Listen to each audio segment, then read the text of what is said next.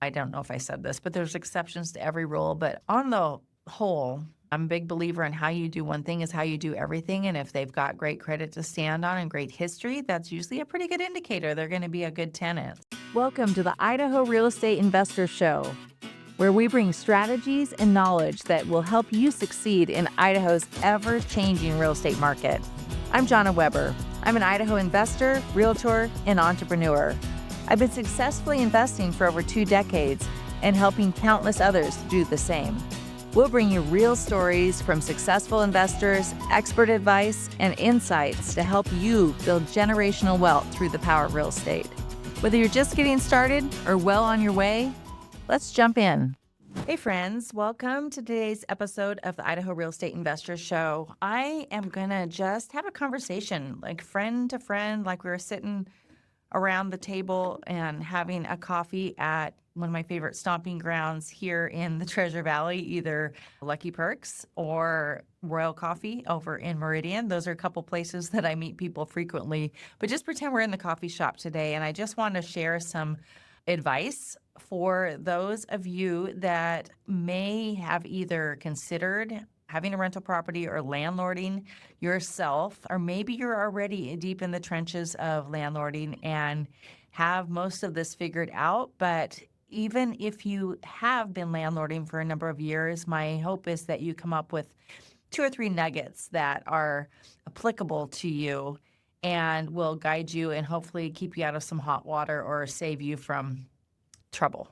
So let's get started. I put together a little guide a couple of years ago called 7 Must-Have Essentials for Landlording Success. And I was using that as a guideline as I was thinking about my personal journey with landlording over the last couple of decades and things that we've learned. I'm going to share a few stories that I don't know if I've ever shared on air before, but I just wanted to again, have you learn from our mistakes. Part of the whole mission of the Boise Real Estate Investor Network is to have newer investors learn from more experienced investors and make sure that we don't have people tripping over rocks that they don't need to trip over because we can share what not to do. So that's a story of some of this. And if you don't landlord yourself, but feel like this would be applicable for somebody that is considering landlording or is having a particular challenge in that department, I'd ask that you please share it with them. That would mean the world to us, and we can help more people. So let's get started. When I talk about 7 must-have essentials for success, the very first thing is written rental requirements. And that is the first thing after you've acquired the property, yada, yada, yada. A lot of people are coming to us whether they've either first just acquired the property and don't know what to do next, or maybe they're considering renting out their house that they have lived in for a number of years and moving up or moving out of area, and then they're going to go ahead and make that their first rental. We see a lot of that here in Idaho. So when you put your house up for rent, you don't want to just willy-nilly wing it when you're talking to tenants. And so the very first thing that I always advise that somebody puts together are written rental requirements. And when you have something tactical written down that you can refer to, you don't wing it. And therefore, you avoid saying and doing things that could potentially get you in hot water. There is such thing as fair housing. And if you have been a landlord for more than a minute, you know that. Or if you're a realtor, you certainly know that. And it does apply. A lot of homeowners that rent out their properties and move out are surprised that it can apply to them. And I will hear that a lot, that people are just very particular about who they move in, and they'll have strategic ways to avoid certain kind of situations, and I'm telling you, it's nothing to muck with. So if you have written rental requirements, you can give that out to every potential tenant beforehand. So to make sure that you don't waste their time and you don't waste your time, more importantly, and make sure that they fit the parameter of what you've already previously set in place, and you've got a level playing field across the board for everyone that wants to come apply for your property. So our tenants review these before submitting the application and paying any sort of application fee. It's signed and returned to us with the rental app. So there's no gray area. Covers things like what our minimum credit score is, our income requirements, our policy on felonies.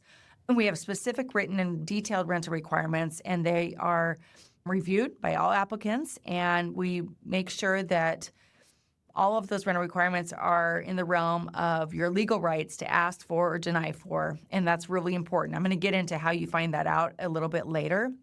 But what this does is it protects you in writing as a landlord when delivering the news of non-approval, because that's where you can get into hot water. And also it helps avoid potentially awkward situations. Everyone can point to one written reason why they were unapproved, and it's not conjecture, it's not avoiding the tenant. And also even small-scale landlords are subject to those fair housing law violations and discrimination claims. So you want to be consistent, you want to be clear, and you want to be professional. And one thing that I heard on a podcast that I was listening to, when you don't address certain things and then you find out a little bit later, it can really throw a kink in the process, and it also can be super awkward to have to backpedal.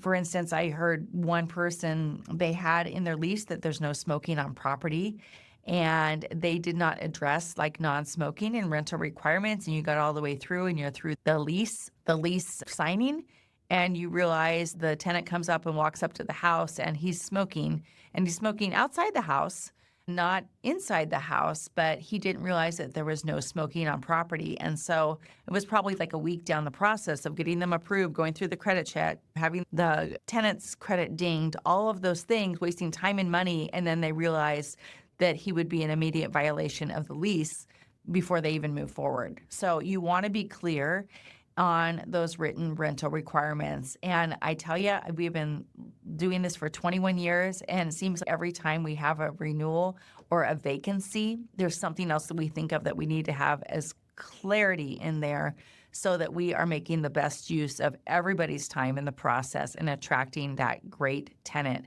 His screening is everything. And that leads me into my second point, which is what you need to have is you need to have a strong screening process. It starts with a solid application, an application fee, and a thorough process that's repeated every time with no exceptions. I've been a sucker for sob stories. You'll be tempted. I promise you. You will have something come up that you want to make an exception.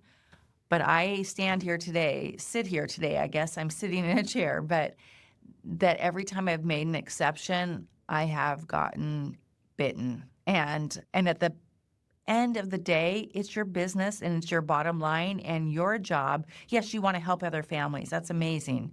But your job is to protect yourself and your family, your financial well-being, and your liability, your business, all of that sort of thing, and your peace of mind. So we definitely explain our entire process to a tenant when they come and apply for the rental and make sure, again, that you're using your time wisely.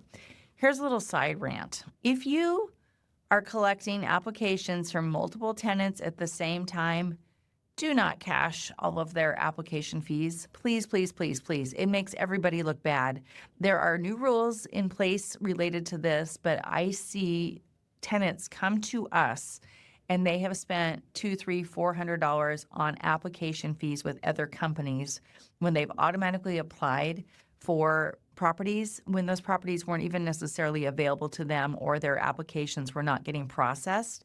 And to me, that is so sad, particularly when you're working with tenants in those lower price points where cash flow is an issue and they're saving up that money for deposits, and then they're being asked to submit multiple hundreds of dollars in application fees prior to even going through the application process.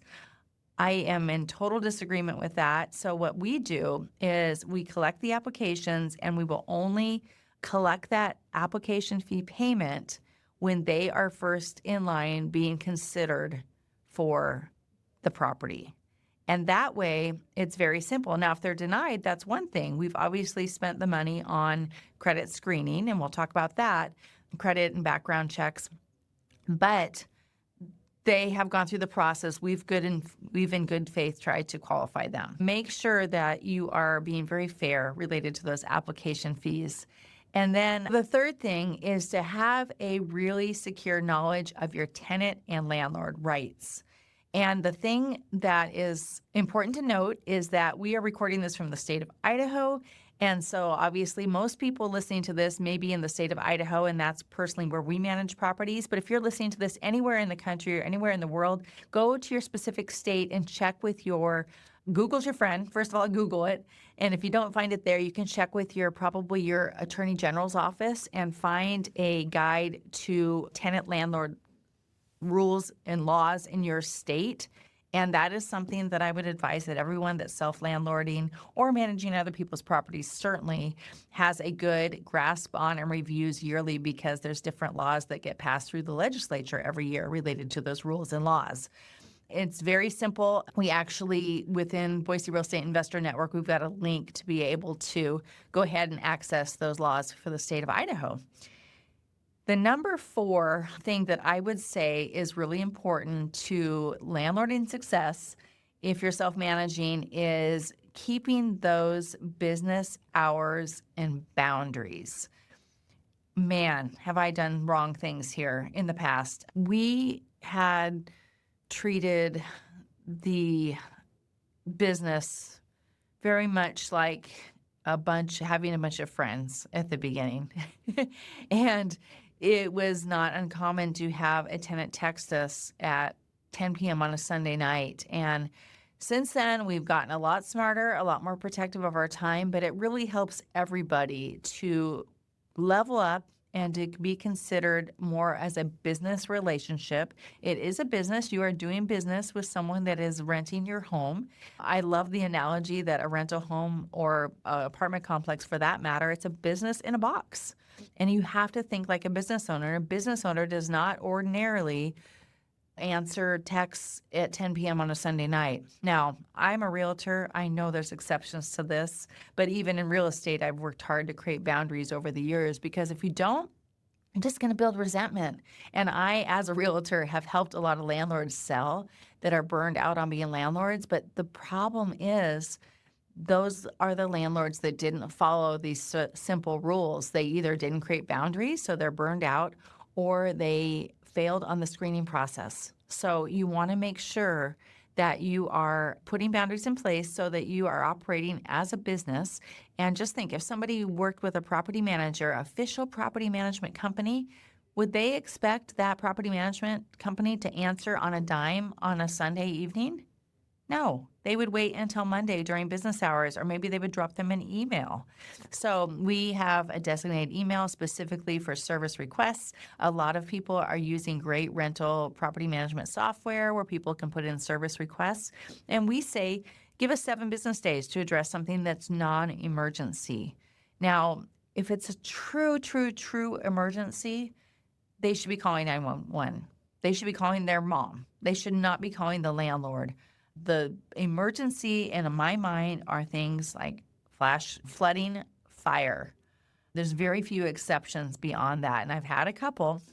I could share some stories, but truly it should not be an emergency. You're welcome to have an emergency number available. And I found once that definition of emergency has been really clarified with the tenant, it's not abused. So you want to make sure you've got those boundaries, and you can make sure that you are available during business hours. You don't want to be one of those people that doesn't get back to people. It is truly just a commonality to address something, acknowledge that they put in a service request, put in the order, but to me, there's very few exceptions that you should have to get someone in there in the next 4 hours. We have had times where, it seems like AC units go out on 4th of July. That's just the way that it works. We've had great relationships with vendors that we can call in quickly if need be. But again, it's very few emergencies. And for years, I was just thinking about one example I had. I'd get frustrated with a tenant that would text me with her laundry list of problems about her home. And it was always on a Sunday.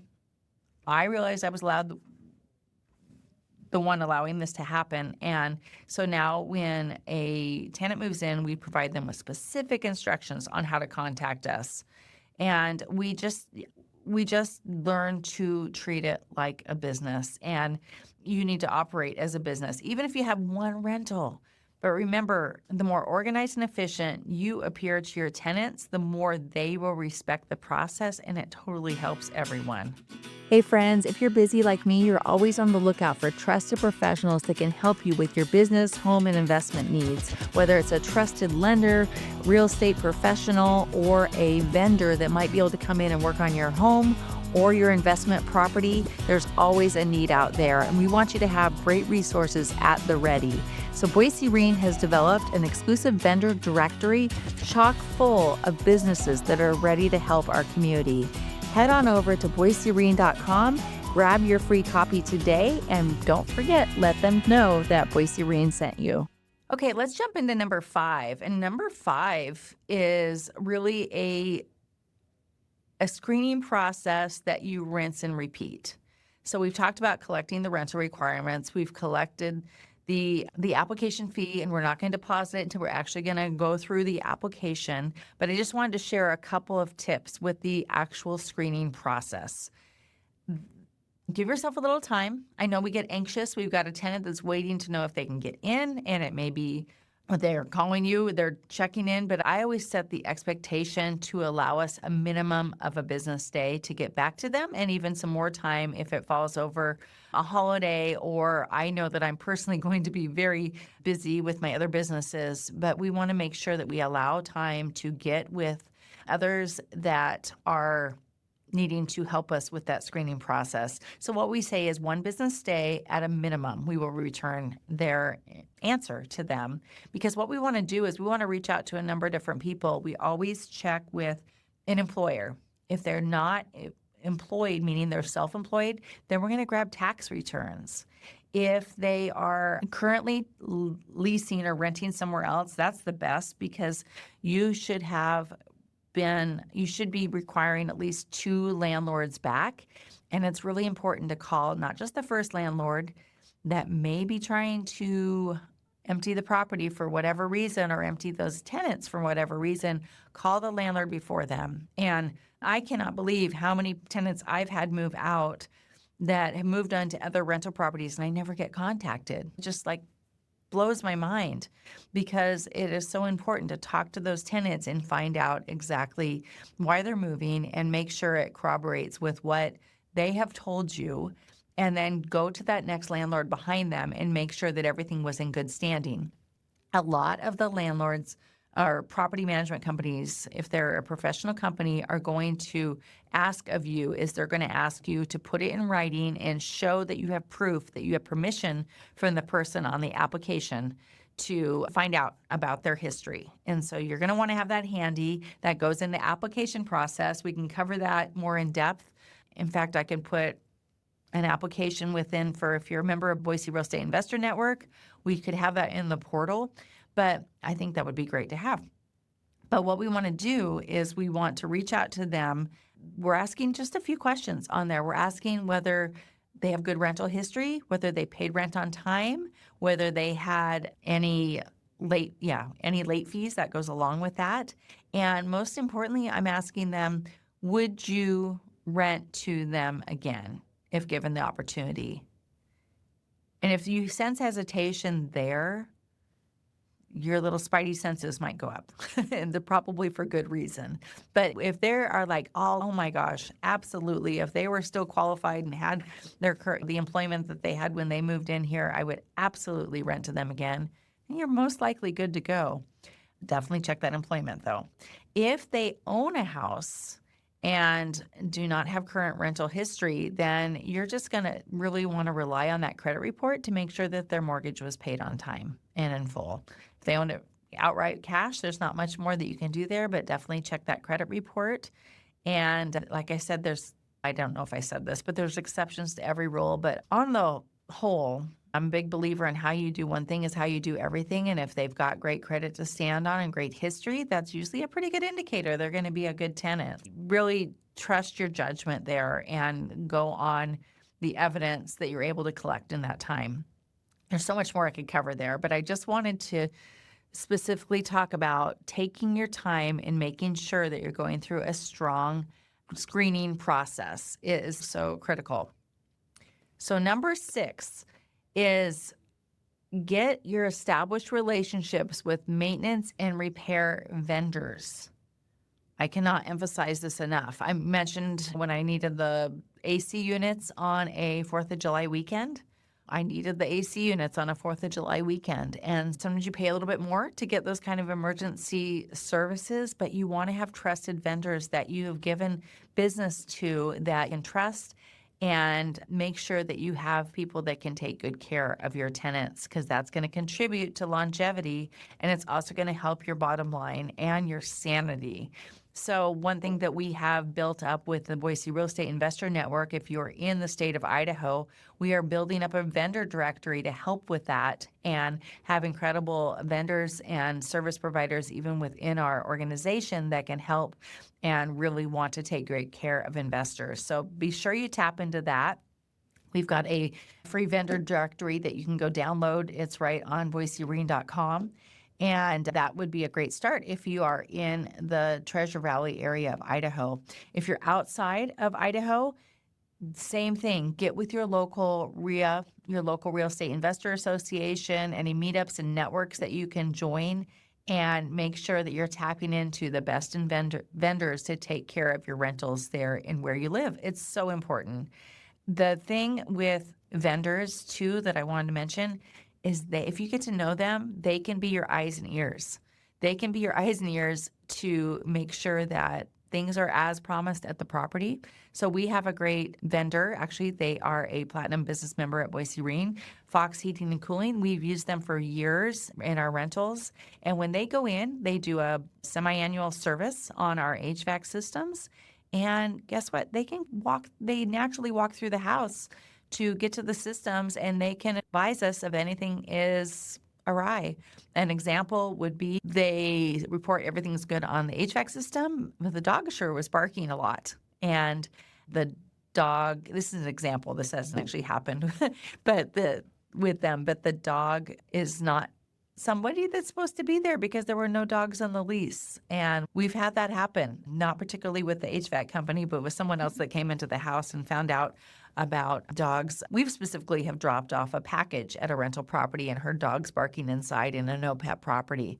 There are certain eyes and ears when you have more people coming through the property that are great to have around and just to be able to alert you if there's something that's amiss in the situation. I recently had a handyman that came into a property and kind of talked about the condition of the home. And so it's just, again, you want to develop those relationships. So that was number 6. Number 7 is, let's talk about your lease. You want a clear and enforceable lease. Don't just grab a 2-page lease off the internet that you find. You want to get one that's state specific to your situation. For us personally, we had an attorney help us draw up a lease several years ago, and we have added to it over the years based on specific situations that we've had come up that we didn't quite think about, because even after 21 years of managing properties, there's new things that come up all the time. So a clear and enforceable lease is really important. Definitely run it by a reputable Idaho real estate attorney. There's a lot of really giving people that'll share their leases and hand them out and so forth, which is all good. And it's a great starting point. But I definitely, for your particular situation, your property, I would highly advise you to run it by a reputable real estate attorney. Again, that's something, if you're in Idaho, you can turn to Boise Rene for, because we've got some great resources there. And once you have that lease in place, make sure you review it with your tenants too, so they understand what they signed. If they signed a lease, it may go month to month after the first year, or it may go to an automatic renewal. There's pros and cons with both of those, but you're going to want to make sure that the tenant clearly understands what's going on there. And don't just send it over via DocuSign and never say a word about what's actually in the lease, because we know how many people actually don't read. Number 7, actually, that was number 7. I'm going to add in an eighth. I know I said 7 at the beginning, but number 8, you want to find a trusted, welcoming, go-to community for support and growth. And if you're listening to this in the state of Idaho, if you're listening to this show, you know that we have the Boise Real Estate Investor Network that serves all of Idaho. In Idaho, we ask that you come to our community. We've got you covered. We've got the support in the community. We exist to provide inspiration, connection, and to equip you to have massive success, building wealth for your family and for yourself. In the future, we'll provide you with people to get to know, and we'll provide you with tools. But you've got to take the steps and you've got to get involved. Again, if you're not in Idaho, find your local organization. You can go to nationalria.org and find a community, hopefully near you, that can really help provide this resources and support. So I just added that 8th in there, that you definitely want to find a trusted go-to community for support and growth, because you are at some point going to want to be able to run the questions that you have about a situation by somebody, and who better to run it by than other investors that have combined hundreds of years of landlording experience. Super thankful that you took the time to listen to this episode. I want to add value however I can. And if I can share with you a few of these tips that I've learned through trial and error over the years, then that's my mission. That's what I'm here to do. And I'm just grateful that you took the time. Thank you so much. And you guys have a great day. Go and grow. We will see you on the next episode. Well, that's a wrap for today. Thanks for joining me here at the Idaho Real Estate Investors Show. I hope you're leaving with new insights and inspiration to help you truly grow wealth through real estate. If you enjoyed the show, do me a favor. Please subscribe, leave a review, and share it with those that can benefit from it. Go and grow, and I'll catch you on the next episode.